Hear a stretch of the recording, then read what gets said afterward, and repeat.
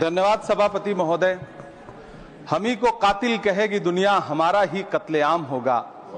हम ही कुएं खोदते फिरेंगे, हम ही पे पानी हराम होगा। सभापति महोदय, सन 1947 में दिल्ली की जामा मस्जिद की तारीखी सीढ़ियों पर खड़े होकर के भारत रत्न मौलाना अबुल कलाम आजाद साहब ने कहा था कि मुसलमानों कहां जा रहे हो, यह है तुम्हारा मुल्क, यहां तुम्हारे आबाओ अजदाद की कब्रें हैं। उस वक्त मौलाना आजाद की ये सदाएं सुन करके लोगों ने अपने सरों की गठरियां उतार करके रख दी थी। आज उसी दिल्ली में मौजूद देश की संसद में एक बिल आया है जो हमसे उसी जामा मस्जिद की सीढ़ियों के सबूत मांगेगा, जो उन्हीं सीढ़ियों के पास अपनी कब्र में सोए हुए मौलाना आजाद को फिर से कब्र से सदा देनी पड़ेगी कि ये जो कब्र है वो मेरी कब्र है, ये किसी सरकार की जागीर नहीं है। सभापति महोदय, मैं जहां खड़ा हूं इसी संसद भवन के सामने सड़क के उस पार अपनी कब्र में सोए हुए भारत के पूर्व राष्ट्रपति फखरुद्दीन अली अहमद की कब्र है। शायद अब उस कब्र से भी सदाएं आए कि ये कब्र मेरी कब्र है, ये सरकार की जागीर नहीं है।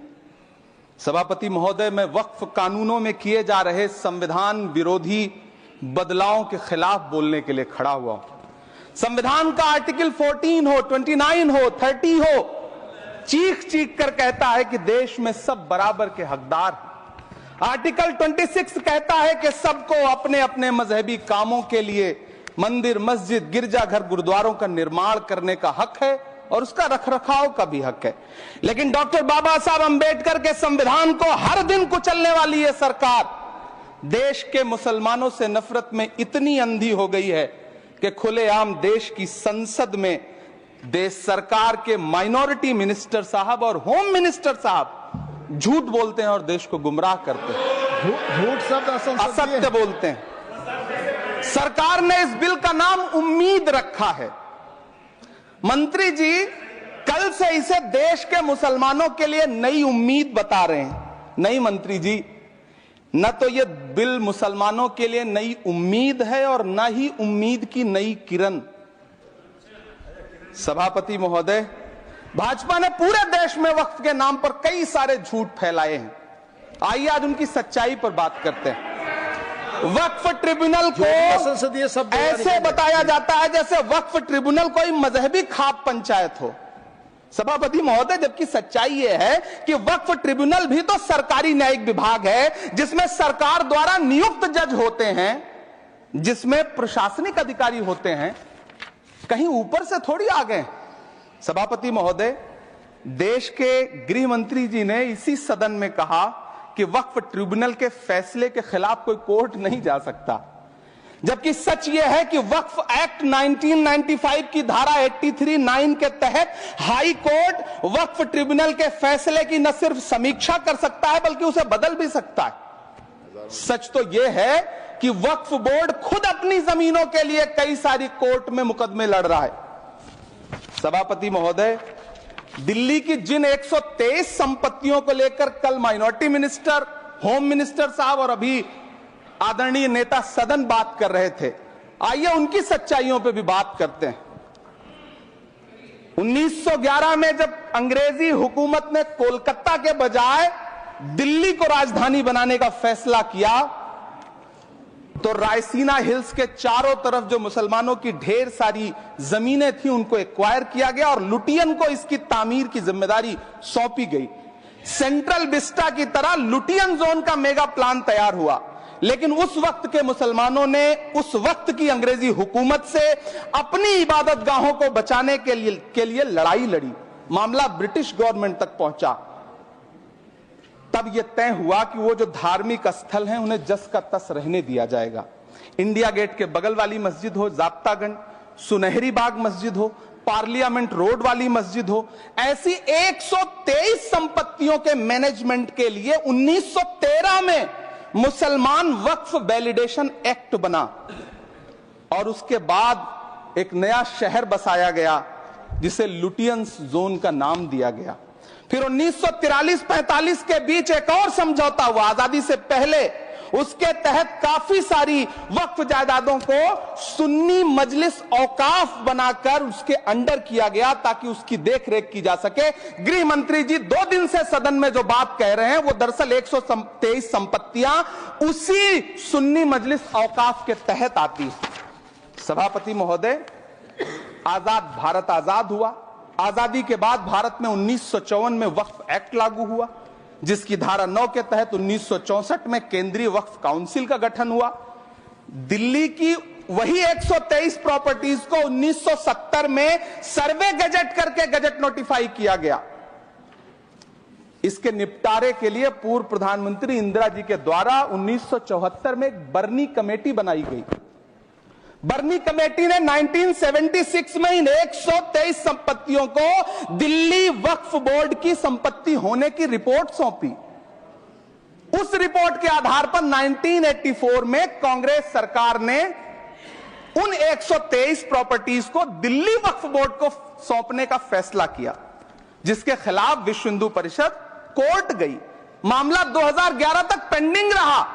फिर 2011 में कोर्ट ने सरकार को आदेशित किया कि इसका निपटारा करो।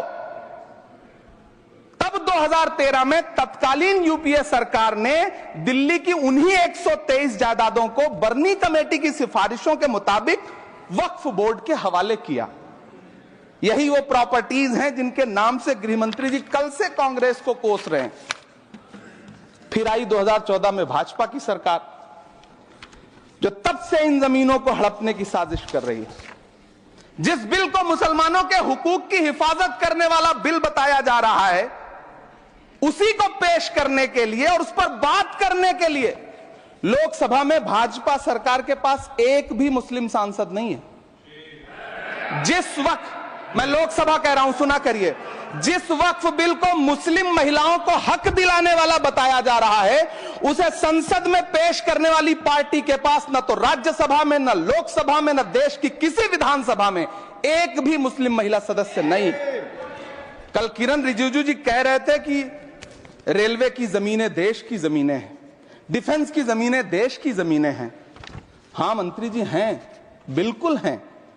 ये जो वक्फ की जमीनें हैं, ये हमारे पुरखों ने धार्मिक कामों के लिए डोनेट किया है। तो हम भी तो इसी देश के नागरिक हैं, हम भी तो इसी देश के बेटे हैं। तो वक्फ की जमीनें भी तो इसी देश की जमीनें हैं, उनको पराया क्यों बोलते हैं आप? सभापति महोदय, अशफाकुल्लाह खान जब फैजाबाद की जेल में फांसी के फंदे पर झूल रहे थे, तो इसी देश की जमीन के लिए झूल रहे थे ना। सभापति महोदय, अंडमान की जेल में काला पानी की सजा काटकर अपनी जान देने वाले मौलाना फजले हक खैराबादी हो या शेर खान अफरीदी हो, वो भी तो इसी जमीन के लिए अपनी जान दे रहे थे ना। सभापति महोदय, पाकिस्तान के खिलाफ लड़ते हुए अपनी जान देने वाले महावीर चक्र विजेता ब्रिगेडियर उस्मान हो या पाकिस्तान के पैटर्न टैंक उड़ाने वाला परमवीर चक्र विजेता वीर अब्दुल हमीद हो, वो भी तो इसी जमीन के लिए अपनी जान दे रहा था ना। और मंत्री जी, मैं इस सदन में अलग ऐलान ये कहता हूं कि जब भी इस देश की जमीन को लहू की जरूरत होगी, आपसे 2 कदम आगे इमरान खड़ा मिलेगा, ये मैं आपसे यकीन दिलाते हुए कह रहा हूं। सभापति महोदय, मैं सरकार से कहना चाहता हूं, हमसे हमारी इबादत गाहें तो मत छीनिए ना, हमारे घरों पे बुलडोजर तो मत चलाइए ना, हमारी कब्रों में तो हमें सुकून से सोने दीजिए ना। सभापति महोदय, माइनॉरिटी मिनिस्ट्री का बजट कट करके, मुस्लिम बच्चों की स्कॉलरशिप बंद करके अब सरकार कह रही है कि हम वक्फ की आमदनी से गरीब मुसलमानों का भला करेंगे। गुजरात की बेटी बिल्किस के बलात्कारियों की रिहाई के बाद उन्हें माला पहनाने वाली लोगों के नेता ये कह रहे हैं कि यह बिल मुस्लिम महिलाओं को उनका हक दिलाएगा। धन्यवाद मोदी जी, क्या बढ़िया सौगातें मोदी दे रहे हैं आप। पहले हमें गुजराते मोदी दिया, आप सौगातें मोदी दे रहे हैं। लेकिन यह सरकार इतना याद रखे कि इसी ठसक के साथ देश की संसद में सीए का कानून भी लाया गया था और कहा गया था बड़े बड़े भाषण देकर के कि पड़ोसी देशों से हिंदू भाइयों को ला करके यहां नागरिकता दी जाएगी। लेकिन मैं आपके संज्ञान में लाता हूं सर कि पिछले इतने दिनों में इनसे नागरिकता लेने के लिए 2000 व्यक्ति भी नहीं आए, जबकि इसके उलट इन्हीं की सरकार में पिछले 10 साल में 15 लाख से ज्यादा भारतीयों ने भारत की नागरिकता छोड़ करके दूसरे देश में जाकर के बस गए। यह हुआ उस कानून का अंजाम। सभापति महोदय, इसी तरह की जिद के साथ किसानों के खिलाफ भी कानून लाए गए थे। जिस तरह आज वक्फ के फायदे गिनाए जा रहे हैं, उसी तरह से किसानों को भी कृषि कानूनों के फायदे गिनाए गए थे। लेकिन अंजाम क्या हुआ? 700 किसानों की शहादत लेने के बाद सरकार को अन्नदाता किसानों के सामने घुटने टेकने पड़े और कृषि कानून वापस लेने पड़े। जिल्ले इलाही, जमहूरियत जो है वो नफरत और ठसक से नहीं चलती है, अकड़ से नहीं चलती है। उसमें सबकी हिस्सेदारी जरूरी है। कल देश के माइनॉरिटी मिनिस्टर ने लोकसभा में खड़े होकर एक शेर सुनाया था कि मुझसे कोई बदगुमान न हो, तो मैं उन्हें एक शेर सुनाना चाहता हूं कि मैं आज जद पे हूं तो इतना खुशगुमान न हो, मैं आज जद पे हूं तो इतना खुशगुमान न हो, चराग सबके बुझेंगे हवा किसी की नहीं। नीतीश कुमार जी हो, चंद्रबाबू नायडू जी हो, चिराग पासवान जी हो, जयंत चौधरी जी हो, देवे गौड़ा जी हो, जीतन राम मांझी जी हो, सबको समझना पड़ेगा कि जब जंगल में आग लगती है तो न वो बरगद बचते हैं जो हवा को आंधी में तब्दील करते हैं, न वो बांस बचते हैं जो आपसी रगड़ से चिंगारी पैदा करते हैं। सभापति महोदय, जब देश को मनमोहन सिंह साहब जैसा काबिल प्रधानमंत्री मिलता है तो देश को आरटीआई जैसा एक्ट मिलता है, सेज जैसा एक्ट मिलता है, मनरेगा जैसा एक्ट मिलता है, लिबरलाइजेशन मिलता है, राइट टू एजुकेशन मिलता है, नेशनल फूड सिक्योरिटी एक्ट मिलता है। लेकिन जब देश को सौगातें मोदी मिलती है तो क्या मिलता है? सीए मिलता है, फॉर्म्स लॉ मिलता है, आर्टिकल 370 मिलता है, इलेक्टोरल बॉन्ड जैसा एक्ट मिलता है और वक्फ अमेंडमेंट एक्ट जैसे बिल देश को मिलते हैं। मुझे तो अपने हमवतन भाइयों से पूछना है कि आपको अपने बच्चों की तरक्की, खुशहाली और नौकरी की दरकार है या फिर मुसलमानों की दान की गई जमीनों को लूटकर धन्ना सेठों को देने की साजिश करने वाले कानून की? सभापति महोदय, यह सरकार रात के 3 बजे तक पूरे देश को जगा करके संसद में अपने ही नागरिकों को नीचा दिखाने के लिए वक्फ बिल ला रही थी, तो उधर रात के 1:30 बजे अमेरिका हम पर 26% टैरिफ लगा रहा था। सरकार की प्राथमिकताएं देश को पता। सभापति महोदय, मैं बहुत भावुक हूं आज, और मुझे अच्छा लगा कि आदरणीय नेता सदन जगत प्रकाश नड्डा जी ने बहुत अच्छी बातें भी की, मन से बातें की। क्योंकि उनके नाम में प्रकाश जुड़ा है तो मैं उनमें हमेशा एक रोशनी की किरण देखता हूं। मैं उनके सामने बहुत अदब से यह बात कहना चाहता हूं कि चिरागों के सफर में दबदबा हो आंधियों का तो फिर अंजाम जुल्मत के सिवा कुछ भी नहीं होगा। यह दुनिया नफरतों के आखिरी स्टेज पर है, इलाज इसका मोहब्बत के सिवा कुछ भी नहीं होगा। मैं भावुक हूं, मेरी पलकें गीली हैं। अगर देश की एक बहुत बड़ी आबादी को लगता है कि आप उसका भला करने के लिए नहीं बल्कि उनकी इबादतगाहों, उनकी कब्रिस्तानों, उनकी खानकाहों को बर्बाद करने का बिल ला रहे हैं, तो फिर आप अगर समझाने में नाकामयाब रहे हैं तो यह आपकी नाकामयाबी है। पहले समझाइए, उसके बाद कोई बिल लेकर के आइए, तब शायद हम आपका इतनी पुरजोर तरीके से विरोध ना करें। लेकिन सभापति महोदय, मैं अंत में सिर्फ इतना कहना चाहता हूं कि इस बिल में जो भी पॉइंट्स दिए गए हैं, बॉम्सी पोर्टल देख लीजिए, सरकार का झूठ आपको पकड़ में आ जाएगा।